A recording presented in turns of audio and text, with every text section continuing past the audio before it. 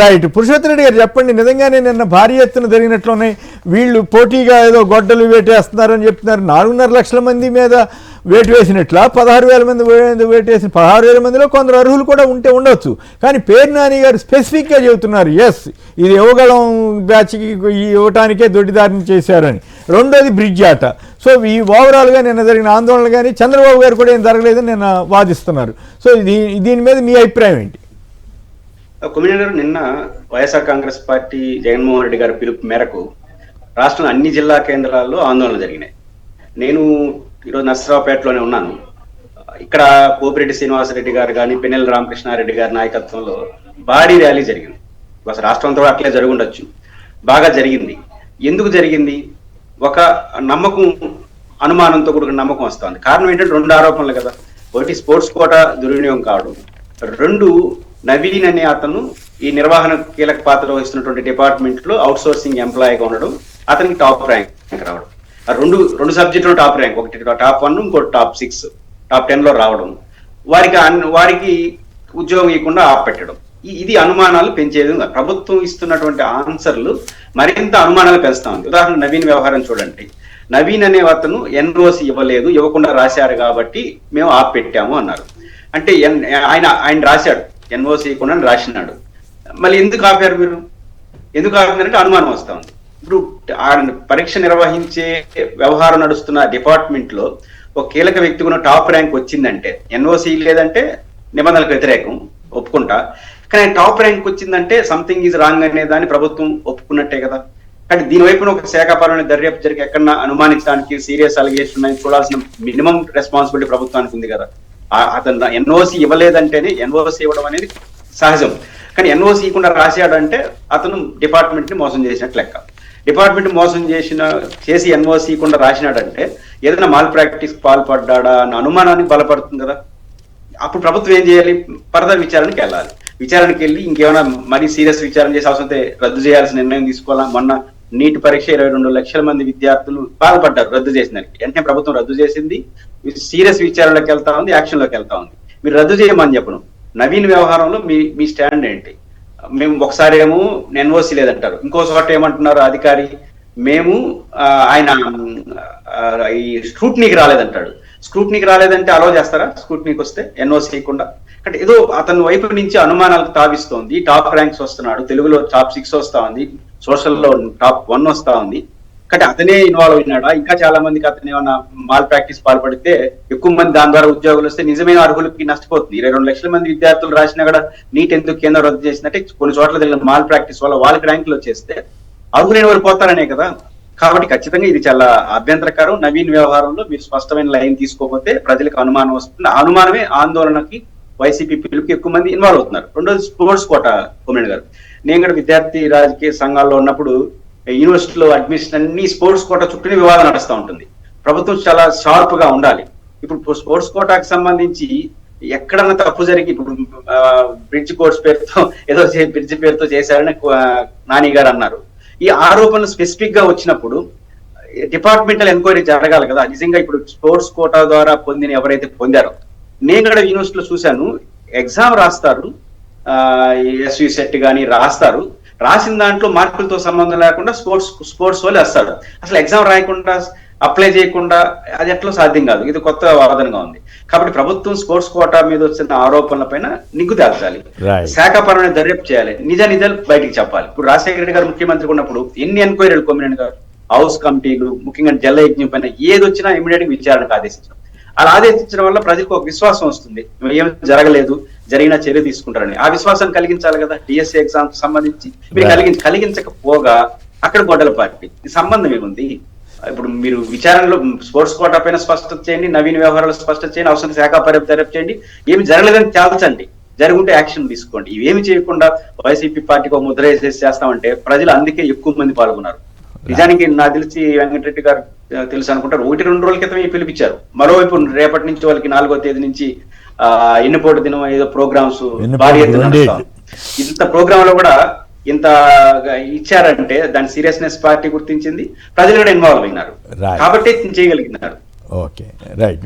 మీ వాదన సరే. ఇప్పుడు ఇంత పెద్ద ఎత్తున ఏదైతే బయట నుంచి ఆరోపణలు వస్తుంటే ప్రభుత్వం ఏం చేయాలి? వాళ్ళ దగ్గర నిజంగా తప్పు లేకపోతే ఈ డిఎస్సి ఎగ్జామ్లో ఎటువంటి అవకతవకలు నిజంగా జరగకపోతే వాళ్ళు ఏ ఎంక్వైరీకైనా సిద్ధపడాలి.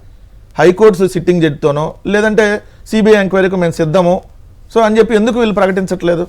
సో ఇప్పుడు వాళ్ళు దాదాపుగా 4 లక్షల మంది అంతమందో దానికి సంబంధించి రాసుంటే 33,000 ఫిర్యాదులు వచ్చినాయి. అప్పా గ్రీవెన్స్కి 33,000 ఫిర్యాదులు వస్తే ఆ 33,000 ఫిర్యాదుల్లో ఒక్క ఫిర్యాదు మీద కూడా వీళ్ళు ఎందుకు చర్యలు తీసుకోలేదు, రియాక్ట్ అవ్వలేదు? అసలు ఇప్పుడు ఏదైనా 5-10 ఫిర్యాదులు కాదు సార్, 1000 మంది 33,000 మంది ఫిర్యాదులు చేశారని అంటే దాంట్లో అవకతవకలు జరిగినట్టు అర్థమే కదా.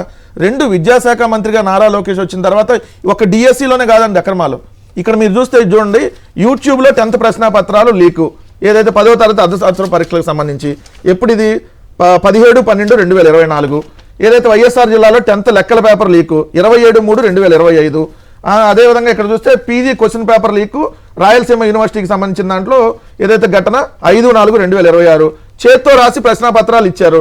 ఏఎన్యూ పరీక్ష నిర్వాహకులు నిర్లక్ష్య ధోరణిపై విమర్శలు. 10th స్పాట్ తప్పులు తడగ్గా జరిగింది. 66,363 మంది రీవాల్యుయేషన్కి అప్లై చేస్తే 11,000 మంది పాస్ అయ్యారు. అంటే అది అంత 11,000 మంది వీళ్ళు కావాలని ఫెయిల్ చేసినట్టుగా అక్కడ మార్కులు కూడా ఉంది సార్. అక్కడ బాపట్లలో తేజస్సుని అనే అమ్మాయికి సోషల్లో 26 మార్కులు వస్తే ఏదైతే రీవాల్యుయేషన్ చేస్తే 96 మార్కులు వచ్చినాయి. 26 మార్కులతో ఫెయిల్ చేశారు, రీవాల్యుయేషన్ చేస్తే 96, 70 మార్కులు పెరిగినాయి. అదేవిధంగా వైఎస్ఆర్ కడప జిల్లా చెందిన గంగిరెడ్డి మోక్షితకు మొదట 21 మార్కులు వచ్చినాయి సోషల్లో, తర్వాత రీవాల్యుయేషన్ చేస్తే 84 మార్కులు. ఈ పాప గురించి పేపర్లో కూడా 84 మార్కులు. ఎట్లా చూస్తే మొత్తం సార్ ఇంటర్మీడియట్ పుస్తకాలకు సంబంధించినటువంటి అవినీతి ఎవరైతే చేశారో వాళ్ళకే మళ్ళీ ఆ పుస్తకాల కాంట్రాక్ట్ ఇచ్చినటువంటి పరిస్థితి. అప్పుడు 19 మార్కులు వస్తే ఇప్పుడు 71 మార్కులు వచ్చినాయి ఒక అమ్మాయికి సాంఘిక శాస్త్రంలో. ఇది ఒకటే కదా సార్, బీఈడీకి సంబంధించింది అయితే మొన్న మార్చి 7, 2025 నాగార్జున విశ్వవిద్యాలయానికి సంబంధించినటువంటి బీఈడీ మొదటి సెమిస్టర్ పరీక్షల ప్రశ్నపత్రం పల్నాడు జిల్లా వినుకొండలోని వివేకానంద బీఈడీ కాలేజీలో లీక్ అయింది. మరి ఇన్ని సంఘటనలు విద్యాశాఖకు సంబంధించి ఇన్ని సంఘటనలు జరుగుతూ ఉంటే ఒక్కదాని మీద కూడా వీళ్ళు ఎంక్వైరీ చేయలేదు ఇప్పటి వరకు. ఒక్కదాని మీద కూడా రియాక్ట్ ఏమన్నా అవుతారంటే మా మీద తిట్టడానికి రియాక్ట్ అవుతారు, లేదా తప్పుడు కేసులు పెట్టడానికి రియాక్ట్ అవుతారు. మహానాడంతా చంద్రబాబు లోకేష్ గారి మీద ఇవన్నీ శాఖ ఎవరు సార్? ఇవన్నీ 10th స్పాట్ తప్పుల తడక అవినీతి పుస్తకం ఇవన్నీ శాఖ ఎవరు? కంప్లీట్ గా లోకేష్. ఏదో విద్యాశాఖ ముఖ్యమంత్రి కొడుకు నెరవేరుస్తున్నటువంటి శాఖ మీద ఇన్ని రకాల ఫిర్యాదులు వస్తూ ఉంటే, డిఎస్సిలో ఇన్ని అక్రమాలు అవినీతి జరిగిందని క్లియర్ గా వస్తూ ఉంటే వాళ్ళు ఎందుకు ఎంక్వైరీకి స్పోర్ట్స్ కోట నిజంగానే యువగళం వాళ్ళకే ఇచ్చారా? యువగళం చైర్మన్ గా ఉన్నటువంటి రవినాయుడు హస్తం దీని వెనకాల ఉంది అనేది ఖచ్చితంగా వైఎస్ఆర్ కాంగ్రెస్ పార్టీ క్లియర్ గా చెప్తా ఉంది. మీరు ఎటు తప్పు చేయకపోతే ఎంక్వైరీకి ఎందుకు ఇవ్వట్లా? పైన కేంద్రంలో మీరే ఉన్నారు కదా, ఆటలు ఆడిన వాళ్ళకి కూడా వచ్చినాయి ఆ కోటాలు అంటారండి. అసలు గ్రౌండ్ ఎక్కడుందో తెలియని వాళ్ళు కూడా వచ్చినాయి. వాళ్ళ హస్బెండ్ ఏదో టీచర్ ఉంటే వాళ్ళ ఆవిడకి ఫేక్ సర్టిఫికేట్లు తీసుకొని వచ్చి ఏదైతే డిఎస్సి రాశారని చెప్పి ఒక్కో పోస్టు 10 లక్షలు 15 లక్షలకు అమ్ముకున్నారని ఇంత క్లియర్ గా వస్తా ఉంటే అదేమంటే పాఠశాల విద్యాశాఖ కేసులు పెట్టిద్దంట. ఏది మీరు తప్పులు చేశారని క్వశ్చన్ అయితే మా మీద కేసులు పెడతారా? మీరు తప్పు చేయకపోతే దీంట్లో నారా లోకేష్ గాని శాప్ చైర్మన్ హస్తం గాని వీళ్ళు ఎవరైనా లేకపోతే మీరు ఎందుకు ఎంక్వైరీకి ఇవ్వట్లేదు? మీరు పైన అధికారులు మీరే ఉన్నారు కదా కేంద్రంలో, సిబిఐ ఎంక్వైరీ ఇచ్చే మీరు మేనేజ్ చేసుకునే అవకాశం కూడా ఉందిగా, అయినా ఎందుకు ఇవ్వట్లేదు? అంటే ఇక్కడ తప్పు జరిగింది, విద్యాశాఖలో అనేక అక్రమాలు జరుగుతున్నాయి, డిఎస్సిలో అక్రమాలు జరిగినాయి, అందుకనే వాళ్ళు ఎంక్వైరీకి ఇవ్వట్లేదు. కూడా బాగా వచ్చారా సార్ జనం? ఇప్పుడు విద్యార్థులు చాలా మంది చూస్తే ఎవరైతే ఈ డిఎస్సి రాసినటువంటి అభ్యర్థులు ఉన్నారో వాళ్ళు 20 లక్షలాది కుటుంబాలకు సంబంధించినటువంటి అంశం ఈ విధంగా ఎదురుదాడి చేస్తున్నారు కదా టీడీపీ వాళ్ళు. ఏమైనా ఎదురుదాడి చేస్తున్నట్లుగా ఇప్పుడు వాళ్ళు మాట్లాడితే ఏమంటారు? గొడ్డల పార్టీ అంటారు. ఎవరు గొడ్డల పార్టీ? నారాసుర పార్టీ గొడ్డల పార్టీ అని మమ్మల్ని అంటుపోయింది. సో ఇప్పుడు ఈ రక్త చరిత్రలకు మొత్తం లిస్టు తీస్తే చంద్రబాబు నాయుడు గారు చేసినవన్నీ పెద్ద చాంతాడు అంత లిస్ట్ వస్తుంది. సో ఈయన మళ్ళీ మా మీద ఆరోపణ చేయడం ఏంది? మేము అడిగింది అయ్యా డిఎస్సిలో అవినీతి జరిగింది ఎంక్వైరీ చేయమంటే మీది గొడ్డల పార్టీ. దీనికి దానికి సంబంధం ఏంది అసలు? అదే ఇప్పుడు నిన్న మీటింగ్ లో కూడా దేశంలో సాహసం చేస్తున్నామని ఆయన అన్నారట. అలాగే మీ ఆటలు సాగనివ్వం, గొడ్డలి పార్టీ జీవితం అంతా నాటకమే అంటూ ఆయన వ్యాఖ్యానించారంట. తర్వాత ఇంటింటికి వెళ్ళండి అని సలహా ఇచ్చారట. 25 నుంచి ప్రజల్ని కలవండి అని కూడా ఆయన చెప్పారట. ఆగస్టు 15 నుంచి సంజీవనట. తర్వాత మోడీ నేను పవన్ ఉన్నాం జగన్ ముగ్గురు కలిసి ఆటలు సాగనివ్వంటే మరి ప్రొఫెసర్ నాగేశ్వర గారు చెప్పింది అదే కదా, మరి దానికే సమాధానం చెబుతారు. అవును కదా, ప్రొఫెసర్ నాగేశ్వర గారు అన్నారు ఆయన పవన్ కళ్యాణ్ వెళ్ళి అడిగాడు జగన్ గారిని అరెస్ట్ చేయమని అని చెప్పి చెబితే మీరు మీ పని మీరు చూసుకోండి అని చెప్పి మందలు ఇచ్చారు అని ఆయన చెప్పాడు. మరి ఇప్పుడు దీనికి చంద్రబాబు నాయుడు గారి స్టేట్మెంట్ ఏంది? మోడీ పవన్ కళ్యాణ్ నేను కలిసి ఆటలు ఆడినామంటే మోడీ దగ్గరికి ఆటలు సాగనివ్వంటే ఇప్పుడు ముందు ఎడ ఏ ఆటల ప్రకారం మీరు డిఎస్సిలో ఇచ్చారో అవి చెప్పండి, తర్వాత మా ఆటలు సాగనిస్తారు లేదు తర్వాత. కానీ ఏ ఆట ఆడకుండా వాళ్ళకి స్పోర్ట్స్ కోటాలో ఎట్ట ఉద్యోగం వచ్చిందో ఆట గురించి చెప్పమనండి, ఏ ఆట ఆడితే వచ్చిందో చెప్పమనండి. ఎందుకు ఆయన అంత బాగా ఫ్రస్ట్రేషన్ అనిపించింది కదా ఈ సాక్షిని తీర్చడం కానీ, ఈ జగన్ గారిని అసలు జగన్ గారు అసలు ఆయన ఎప్పుడో ప్రెస్ కాన్ఫరెన్స్ మాట్లాడతాడు, మిగతాప్పుడు అసలు ఏమి అనుచితంగా కూడా ఎక్కడ ఈయన అసలు ఆ భాష వాడటం కానీ ఒక సీఎం స్థాయికి తగ్గినట్లుగా అనిపించట్లేదేమో. చంద్రబాబు గారు అనే ప్రస్తావిస్తా ఉంటారు మెజారిటీగా, ఎప్పుడన్నా ఫ్లోలో తప్ప చంద్రబాబు నాయుడు గారనే అంటారు, గౌరవంగానే మాట్లాడతారు. కానీ ఈయన ఎక్కడన్నా ఒక్కరోజన్నా గౌరవంగా మాట్లాడిందా? ఇప్పుడు ఈయన ఎవరిని గౌరవిస్తాడు? సరే, అంత పిల్లనిచ్చిన మామనే గౌరవించలేక మమ్మల్ని గౌరవిస్తాడు, కానీ ఆయన గురించి